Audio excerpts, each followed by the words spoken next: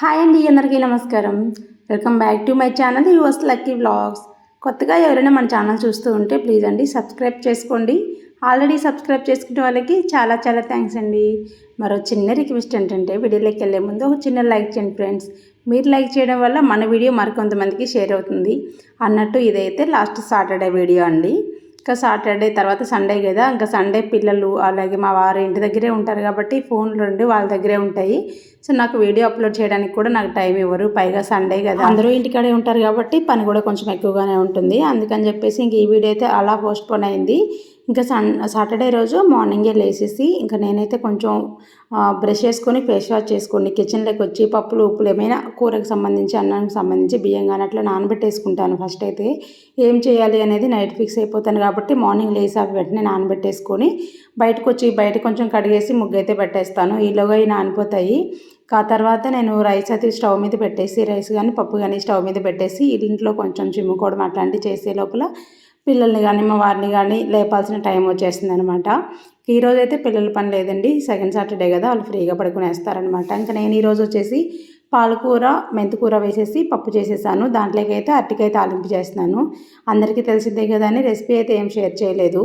ఈ అరటికాయ తాలింపు అయితే పీల్ తీసేసి ముందుగా సాల్ట్ వాటర్లో వేసుకుంటాను. పోపులో అయితే కొంచెం ఆనియన్ అది ఫ్రై అయిన తర్వాత కొద్దిగా అల్లం వెల్లుల్లి పేస్ట్ పసుపు వేసేసి ఈ ముక్కలు వేసి ఫ్రై చేసేస్తాను. అవి ఫ్రై అయ్యే లోపల నైటే డ్రై ఫ్రూట్స్ అయితే నానబెట్టేస్తాను ఈ విధంగా కడిగేసి. కావైతే ఇప్పుడు మా వారికి టిఫిన్ ఏమి వద్దన్నారు, అందుకని స్మూదీ చేయాలి. బాదం పప్పు అలవమని చెప్పి మా వారికి అయితే ఇచ్చేసాను. ఇంక ఈలోగా ఇవి కొంచెం ఫ్రై అయిపోయాయి. అరటికాయ తొందరగానే ఫ్రై అయిపోతుంది కదా, ఉడికిపోయింది. ఉప్పు కారం కొంచెం ధనియాల పొడి గరం మసాలా కొత్తిమీర లేదండి, అందుకని కొంచెం మెంతికూర కట్ చేసి వేసేసాను. ఒక్కసారి కలిపేసాను. మరో 2-3 నిమిషాలు ఇట్లా ఫ్రై చేసుకున్నామంటే అరటికాయ తాలింపు కూడా అయిపోతుంది. ఈలోగా మా వారైతే డ్రై ఫ్రూట్స్ బాదం పప్పు కూడా పొట్టు తీసి ఇచ్చేసారు. ఇవన్నీ కూడా వేసేసి స్మూదీ అయితే చేసేస్తున్నాను. హెల్త్కి చాలా మంచిది, కొంచెం తీసుకున్నా సరే పొట్ట ఫిల్లింగ్గా ఉంటుంది, ఎనర్జెటిక్గా ఉంటుంది.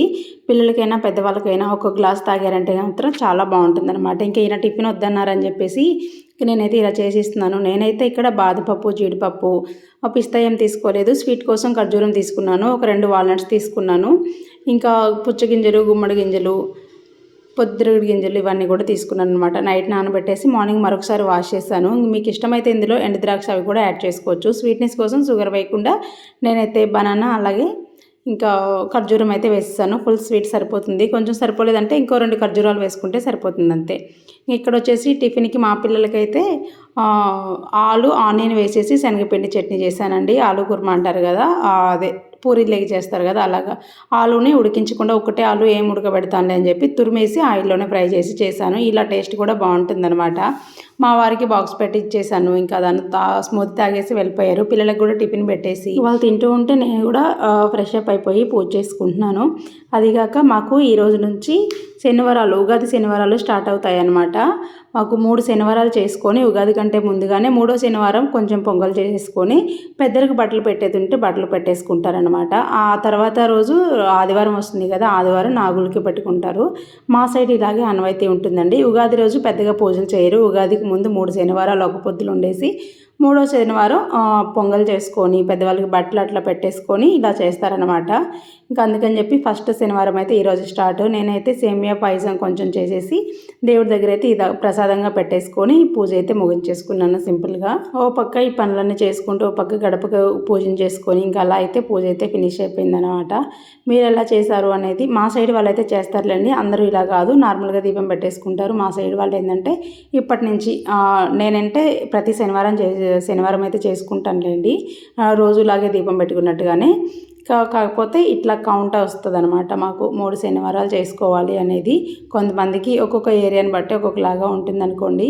ఇంకా ఆ తర్వాత అయితే ఇంట్లో కొన్ని సర్ది పెట్టాయి, బట్టలు మడత పెట్టాల్సిన ఒక చీర నిండా ఉండే అవన్నీ కూడా పిల్లలు అయితే కార్టూన్స్ చూస్తూ ఉంటే నేను కూడా అలా చూస్తూ బట్టలు మడత పెట్టి ఇంకా పిల్లలకైతే అన్నం పెట్టేసి బయటకు వచ్చి ఇలా ఫోన్ చూస్తూ ఉన్నాను. చిన్న షార్ట్ ఒకటి అప్లోడ్ చేద్దాము అని చెప్పేసి అది ఎడిట్ చేసుకుంటూ ఉన్నాను అనమాట. ఇంకా పిల్లలు అన్నం తింటూ ఉన్నారు. అలా ఫోన్ చూస్తూ ఉంటే ఒక మంచి మెసేజ్ రిటర్న్ చేసేసరికి అందరూ హ్యాపీ ఉమెన్స్ డే అని చెప్పేసి సెండ్ చేశారనమాట. పెరుగన్నంలోనా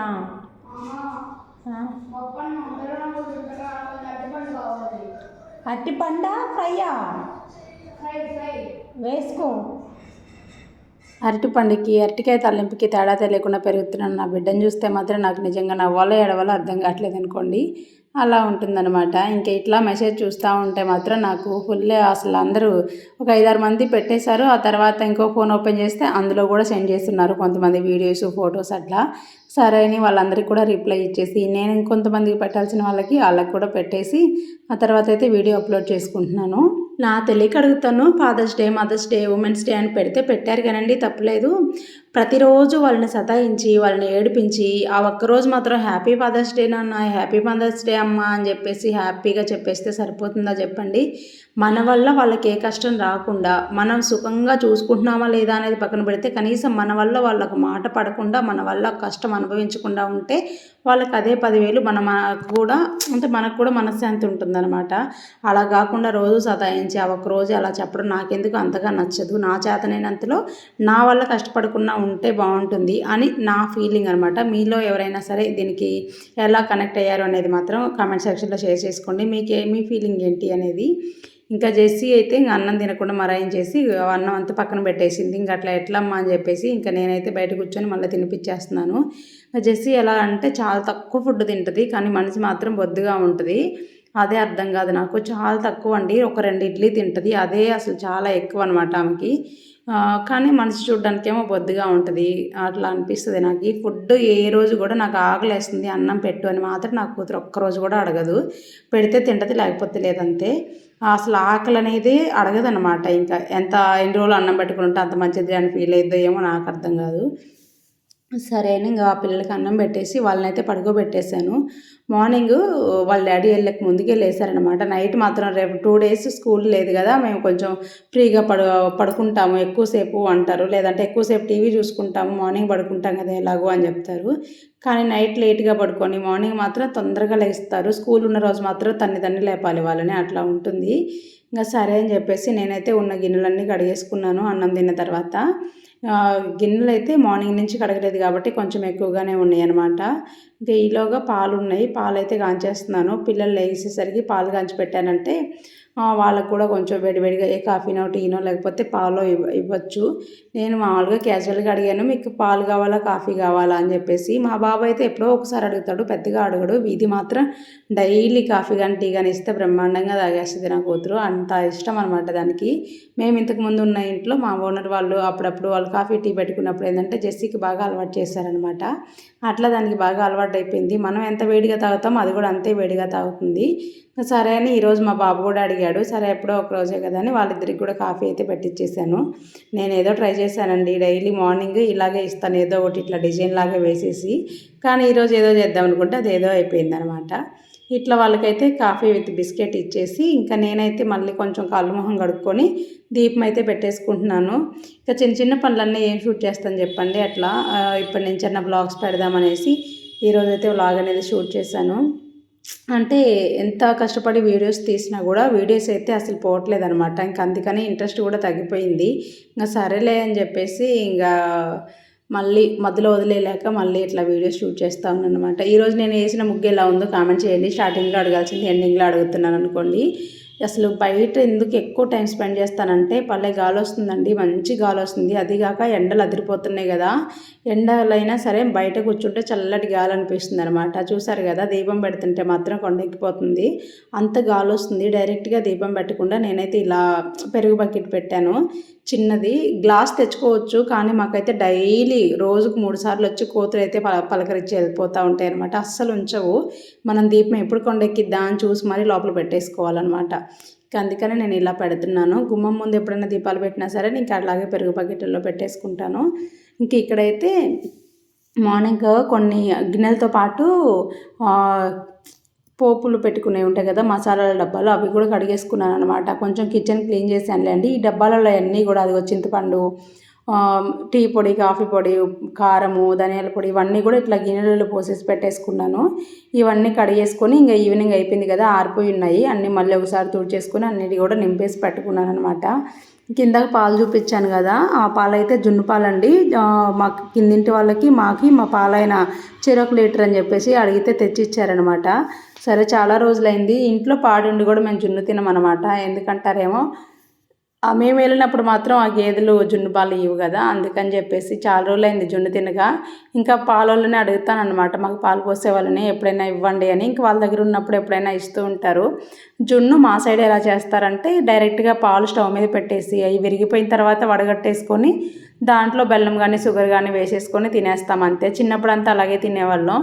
ఇప్పుడైతే జున్ను తినడమే తక్కువైపోయింది అనుకోండి. కానీ జున్ను అని యూట్యూబ్లో ఒకసారి కొడితే మాత్రం అసలు అన్నీ కూడా కేక్ లాగానే వస్తూ ఉంటాయి కదా, అందుకని చెప్పి మా పిల్లలు కూడా అలా చేయి మమ్మీ అన్నారు.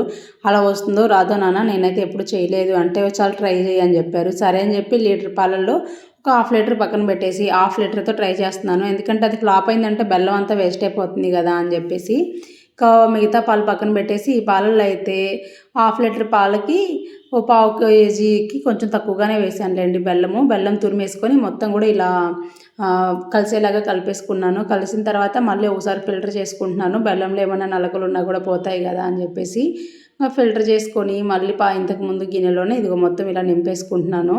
ఈలోగా స్టవ్ మీద అయితే ఒక ఇడ్లీ కుక్కర్ పెట్టేసుకుంటున్నాను. ఫస్ట్ టైం చేస్తున్నాను, ఎలా వస్తుందో చూడాలి. నాకు ఎప్పుడైనా జున్ను తినాలనిపించినప్పుడు పాలు విరిగిపోతూ ఉంటాయి కదా, అందులో బెల్లం కానీ షుగర్ కానీ వేసుకొని తింటూ ఉంటాను. ఏది లేదనుకుంటే పెరుగులోనే కొంచెం చక్కెర వేసుకొని తింటాను అనమాట. నాకు పెరుగులో చక్కెర వేసుకొని తినడం అంటే కూడా బాగా ఇష్టం. చిన్నప్పుడు అమ్మకు తెలియకుండా పెరుగులో చక్కెర వేసుకొని తినేటోళ్ళం. ఎందుకంటే చిన్నప్పుడు ఏంటంటే కొంచెం పాలే ఉంచేవాళ్ళు ఇంట్లో, పాడైనా సరే అవి మజ్జిగ చేసేసేవాళ్ళు, పెరుగు ఎవరు తినేవాళ్ళు కాదు. పాల మీద మేగడ కానీ వెన్నతో ఏమంటారు, వెన్న పెట్టే ఉట్టిలో వెన్న కానీ దొంగతనం చేయాలంటే మా తర్వాత ఎవరైనా అనిపించేది. మధ్యాహ్నం ఎంత చేతికి వస్తుంది అనేది కూడా చూసుకోకుండా ఉట్టి మీద ఉన్న మేగడ కానీ వెన్న కానీ అలా తీసుకొని తినేవాళ్ళం. ఇలా ఉట్టి మీద ఉన్న పాలు మేగడ ఏదైనా సరే దొంగతనంగా తినేవాళ్ళు ఎవరైనా ఉంటే కామెంట్ సెక్షన్లో షేర్ చేసుకోండి. ఇక్కడైతే కొంచెం మిరియాల పొడి అలాగే ఇలాచీ పొడి కలిపేసుకొని స్టవ్ మీద పెట్టేసి ఆవిరి మీద వీడియోలో చూపిస్తున్నట్టుగా 20 మినిట్స్ చేశాను. ఆ తర్వాత ఒకసారి చెక్ చేస్తే ఇంకొంచెం ఉడకాలనిపించింది. మరో 5 మినిట్స్ ఉంచేసి స్టవ్ ఆఫ్ చేసి ఇంకా తిందామనేసరికి కొంచెం వేడిగా ఉంది. సరే అని చెప్పి ఇంకా ఫ్రిడ్జ్లో పెట్టాను, తొందరగా చల్లగైపోయింది కదా అని. మా పిల్లలు అయితే ఒకసారి మమ్మీ అని చెప్పి వేడిదే ఒక 2 స్పూన్లు అయితే తీసుకొని తినేశారు. ఇంకా తర్వాత ఫ్రిడ్జ్లో పెట్టిన తర్వాత ఇలా చేస్తున్నాను అనమాట. నాకైతే వేడి మీదగానే తీస్తే కొంచెం అటు ఇటుగా అయిపోయేదేమో అనిపించింది, కొంచెం లూజ్గానే ఉండింది. ఫ్రిడ్జ్లో పెట్టిన తర్వాత ఇలా టైట్గా అయిపోయింది. అయితే చాలా జెల్లీలాగా ఉంది, బాగా అనిపించింది. ఫస్ట్ టైం చేశాను కదా, నా వంట నాకు బాగానే అనిపిస్తుంది అనుకోండి. మా వాళ్ళైతే బెల్లం కొంచెం తక్కువైంది అన్నారు, నాకైతే సరిపోయింది. నేను స్వీట్ క్వాంటిటీ ఎక్కువ తింటాను కానీ స్వీట్ అనేది తక్కువగా ఉండేటట్టు చూసుకుంటారనమాట. ఇక్కడైతే బాగుంది, కట్ చేశాను కదా, బాగా జెల్లీలాగా అనిపించింది. లక్కీ జెస్సీ అయితే ఫుల్ హ్యాపీ అనమాట. పక్కన గిన్నెలు తీసుకొని రెడీగా ఉన్నాము ముగ్గురం, అంత బాగా వచ్చింది. సరే అనే వీడియో కోసం ఇంత లేట్ చేయాలనిపిస్తుంది అంతే. ఇంతకీ మీరు జున్ను ఎలా చేస్తారు, ఇలాగే చేస్తారా లేకపోతే నేను ముందుగా చెప్పినట్టుగా పాలు విరిగిన తర్వాత వడగట్టేసుకుని అందులో కొంచెం బెల్లం కానీ షుగర్ కానీ వేసుకొని తింటారా, మీ సైడ్ ఎలా చేస్తారనేది కామెంట్ సెక్షన్లో షేర్ చేసుకోండి. నేనైతే ఈ టైప్ జున్ను ఎప్పుడూ చేయలేదు. మా చెల్లి ఒకసారి నా దగ్గరికి వచ్చినప్పుడైతే జున్ను పౌడర్ ఉంటుంది కదా, కామధేను జున్ను పౌడర్ అని చెప్పేసి అది పౌడర్తో అయితే ఒకసారి చేసిందనమాట. అప్పుడు బాగుంది. కానీ ప్యూర్ జున్ను ఎంతైనా టేస్ట్ వేరే అండి. మా వారు వచ్చిన తర్వాత మా వారికి చూపిస్తే బాగుంది, బాగా చేసావని చెప్పారు. నాదేం లేదులేండి, పాలు బాగున్నాయి అంతే. అసలే నేను నా పిల్లలు స్వీట్ పిచ్చి అనమాట. ఇంకా స్వీట్ అదిగాక ఫ్రిడ్జ్లో పెట్టాం కాబట్టి చాలా చల్లగా ఉంది కాబట్టి ఇంకా అంత బాగుందనమాట. అసలు నాకైతే జున్ను ఇలా చేస్తారనేది కూడా తెలియదు. హైదరాబాద్లో ఉన్నప్పుడు బయట బండ్ల మీద అమ్మేవాళ్ళు అనమాట ఇలాంటి జున్నునే.